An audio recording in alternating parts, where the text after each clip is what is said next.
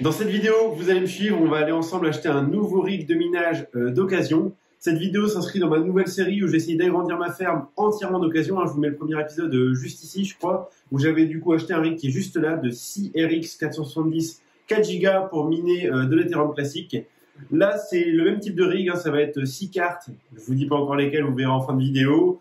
Pour miner de l'Ethereum classique, j'ai l'annonce sous les yeux, je vous la montre. Si le vendeur répond, je pars ce matin chercher le rig. C'est à 200-250 km d'ici, donc je prends la voiture et puis on va voir si on fait une bonne affaire. Là, le vendeur, je le sens peut-être un peu moins que la première où on a fait vraiment une bonne affaire. Là, c'est un gars qui est plus froid, qui est un peu moins avenant. En plus, il est belge, donc on n'a peut-être pas le même vocabulaire pour définir la même chose, donc j'ai peur. J'ai peur de faire 200 km, d'arriver là-bas et de voir un rig totalement déglingué.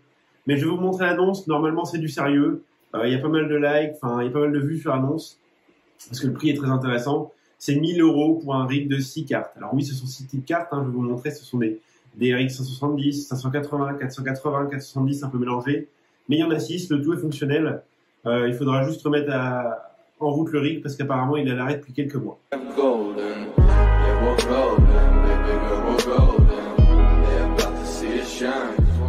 Bon les gars, je viens de récupérer le rig, l'acheteur était adorable, on a fait une putain d'affaire. 1000 € pour 6 cartes graphiques, donc c'est des 4 Go, des 570, des 580. J'ai dans le coffre le rig, le gars l'a utilisé, 6 mois, 6-7 mois, et en fait il a acheté au top du marché, donc autour de 3500 € le rig. Là il s'y retrouve plus actuellement, j'ai cru comprendre qu'il y avait un prêt. Il paye cher l'électricité, donc en gros, il s'en sortait plus avec ce rig avec les cours qui baissent. Donc il vend au plus vite. Il a voulu un acheteur pas chiant, donc moi je lui ai dit, écoute, je viens le chercher ce matin. Je l'ai dans le coffre. Je vous le montre juste après, on a fait une affaire de dingue. Bon les amis, hop, je vous montre la bête. J'ai essayé de bien caler dans le coffre. Il est là, tout propre, tout neuf. Le gars m'a laissé de la pâte thermique pour refaire les pâtes thermiques des GPU parce qu'apparemment il y en a 2-3 qui chauffent plus que d'autres. C'est vrai que quand on a fait l'essai, il y en avait un qui était à 70 degrés, les autres à 50, enfin bref, il y aura une pâte thermique à faire et puis un peu de dépoussiérage comme j'en ai le secret. J'ai essayé de caler ça avec des cartons, on a une alimentation chinoise, donc vous voyez les câbles ne sont pas de grande qualité, c'est pas des câbles tressés et gainés, c'est pas une alim qui a des grosses performances, c'est une 1000 watts chinoise, un truc un peu bizarre.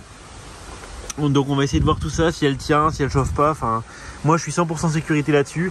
Il faut pas lésiner sur l'alimentation puisque c'est là où il y aura des départs d'incendie s'il y en a. Donc je vais vérifier la chauffe des différents câbles et puis je vous montre quand il sera monté dans la chambre paramétré. On va voir combien il donne de MHS, si effectivement c'était une bonne affaire ou s'il y a des cartes qui crachent moins que d'autres. On va se dire que même s'il y a une carte qui est moins puissante que les autres, on s'y retrouve quand même parce qu'on a 5 cartes qui fonctionneront parfaitement pour 1000 €, je le rappelle, ce rig je l'ai acheté 1000 €. On a un truc sympa, c'est des petits protège risers pour que ça tient mieux, pour que ça se déclipse pas. On a des vieux risers apparemment, ouais. Ah non, c'est des V009, c'est ça. Donc des bons risers. Voilà, tout est parfait. Donc je ramène ça à la maison et puis on se tient au courant. Bon les amis, ça fait 3 heures que j'essaie de bricoler ce rig. Il y a un problème, comme je suis passé sur iOS, il y a eu un problème de driver ou je ne sais quoi. Mais en gros, il y a que 3 cartes qui sont reconnues sur 6. Donc je suis en train de naviguer sur iOS depuis tout à l'heure, d'essayer d'en brancher 2, 3, 4. Demain matin, je change les risers et j'ai peur, il fait un très gros orage dehors. Donc il suffit qu'il y ait un orage qui tombe sur le près du bâtiment pour que la prise se coupe ou prenne feu. Donc je suis assez inquiet parce que j'ai pas de prise coupe-feu. Après, normalement, le disjoncteur devrait se couper en cas d'éclair et de trop forte charge sur la terre du coup. Je prie pour que la nuit se passe bien et surtout pour que le rig, là il y a 3 cartes qui tournent. Je vais les laisser tourner puis on verra demain matin comment je vais faire pour brancher les 3 autres. Du coup je pense qu'il y en a une là qui fonctionne plus très bien. Les 5 fonctionnent parfaitement, c'est sûr, je les ai testés individuellement sur mon ordi. Donc c'est soit un souci de driver, soit un souci de riser, ou soit au niveau de la carte mère qui est une mise à jour ou un downgrade à faire. On se tient au courant, je vais dormir les amis, il est assez tard et on en reparle demain. Juste pour info, les cartes là tournent autour de 30 MHS chacune, à part la dernière qui tourne à 27. Donc je vais monitorer ça sur l'ordi et puis je vous tiens au courant. Bon les amis, excusez-moi si la vidéo tremble, je suis excité comme un fou, je suis content à crever. Après une journée complète où j'ai essayé de réparer ce rig, du coup, il y avait 3 cartes qui fonctionnaient sur 6, les risers plantés, le gars avait installé Nice HOS avec des drivers spéciaux, une connerie finie ce mec, il venait d'acheter le rig, il a fait des conneries dessus. un câble management qui était horrible. Donc j'ai tout refait à propre, je vous montre ça de suite. Les 6 cartes tournent à 25 MHz chacune. Donc je vais commencer à pouvoir overclocker et se faire plaisir, voir si c'est des bonnes cartes, des bonnes mémoires. De ce que j'ai vu sur iOS, parce qu'avant les cartes n'étaient pas détectées, on était sur de la Samsung, donc c'est très bon signe. J'espère pouvoir tirer 30, 31, 32 MHz par carte pour les plus belles d'entre elles. Je vous montre ça de suite, j'ai le rig qui tourne sous les yeux, c'est magnifique. Je suis désolé, la vidéo devait sortir aujourd'hui, mais comme j'ai eu une journée complète de réparation entre guillemets, où j'ai tout dépoussiéré les rigs, j'ai tout enlevé, tout réinstallé, les rigs c'est amusant quand ça tourne bien, mais dès que ça commence à mal tourner, il faut des nuits pour réparer ça.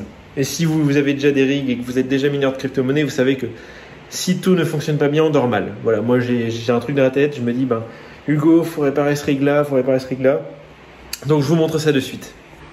Et voilà les amis, les 6 cartes tournent. Donc il y a un beau RGB rouge, j'ai un peu défoncé en faisant le câble management, en remettant tous les risers. Vous voyez encore le tournevis qui traîne. À un moment j'ai pété un câble, j'ai arraché le bouton poussoir parce que vraiment j'en pouvais plus, le rig démarrait plus. Donc là on est sous iOS. Voilà, 30, oh là là, sans overclock. Elle serait pas BIOS mode celle-là? 30, 29, 27, 27, 27, 30, 29, 25.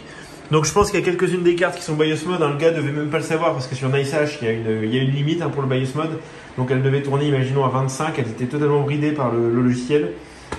Nous, on va les laisser respirer. Je suis content les amis. Après une journée de réparation, le rig tourne. Et j'ai plus qu'à le mettre dans la pièce. Je vais vous montrer la pièce de suite. Hop. Donc voilà où se situe ma petite ferme de minage dans mon appart. J'ai le rig là de l'épisode numéro 1 où j'ai acheté du coup 6 RX 470 d'occasion.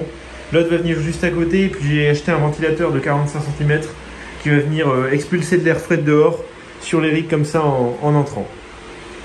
Allez, là vous voyez pareil tous les risers que j'ai jetés. J'ai passé la journée à bricoler. J'ai plus d'écran d'ordinateur ni rien. J'ai absolument tout mis là-bas pour travailler au frais parce qu'ici il fait extrêmement chaud. J'ai attrapé des chaleurs. Donc voilà, le rig est dans le salon. Pas pour longtemps, je vais le déplacer tout de suite. Je vais prendre le risque de l'éteindre. Donc un risque assez sévère parce qu'il faut savoir que si on débranche internet, qu'on l'éteint mal, il peut y avoir un reboot qui va se faire. Donc certaines cartes qui vont plus être connues. C'est des risques à prendre. En tout cas, la destination de ce rig à long terme, ça va être d'accumuler de l'Ethereum classique. Là, je suis à 600 MHz sur l'Ethereum classique. Le but, c'est d'en accumuler une quantité énorme en vue de la migration des mineurs vers Ethereum classique et donc d'une difficulté qui va augmenter et peut-être un prix qui va augmenter aussi par la suite. C'est vrai que j'ai pas pris le temps de vous filmer le rig en détail. Donc voilà, le gars avait bien fait le travail. Donc je parle pas du mineur qui a acheté, qui l'a gardé 2 mois sur NiceHash. Je parle du gars qui l'a fait en premier. Donc qui a mis du caoutchouc ici. Il y a des splitters sur chaque carte pour alimenter le riser en PCIe. Rappelons qu'il ne faut pas alimenter ces risers en SATA puisque ça cause énormément de soucis de stabilité et surtout ça, sur des grosses cartes, ça peut prendre feu sans vouloir vous faire peur les amis. Donc c'est relié directement à ma box. J'ai pas voulu prendre mes CPL pour ajouter des contraintes supplémentaires. Donc voilà à quoi ressemble le rig. C'est une carte mère Asus H270 classique. C'était les premières qu'il y avait quand on minait avec les H110D3 de chez Gigabyte. Donc voilà. Les deux cartes là, je les connais, c'est des 570, j'en ai eu, vous le savez. Celle-là, pareil, une Mining Edition 470, j'en ai eu, je connais. Il y a juste ces deux cartes là que je ne connais pas, c'est des 570 de chez XFX. Donc c'est une marque un peu cheap là, qui est connue en ce moment sur Amazon pour vendre des 6600 pas cher du tout. Donc c'est une marque très cheap. Là c'est vrai que les cartes paraissent mastoc, mais on sent que c'est vraiment du plastique de mauvaise qualité. Donc je vais voir si elle dure dans le temps. Et je vous dirai si c'est effectivement celle-là qui crache 30 MHz. C'est très propre pour des cartes qui ont 5-6 ans. Moi je suis pas le gars qui va acheter des nouvelles cartes, les 3060, 3070. Je suis un peu old school. J'aime bien mes vieilles cartes. Sur 30 GPU que j'ai, j'en ai au moins 20 qui sont soit des 470, soit des 570. Donc voilà les amis, n'hésitez pas à me dire votre avis sur ce rig. Je rappelle que je l'ai payé 1000 €, plus 2 jours de réparation. Mais ça valait le coup je pense. J'espère qu'il va durer dans le temps. Les cartes n'ont pas l'air de chauffer. J'étais autour de 60 degrés là tout à l'heure par carte. Ça reste raisonnable. Donc voilà les amis, je vous filme 2-3 plans de couple et puis on se dit à la prochaine pour une vidéo.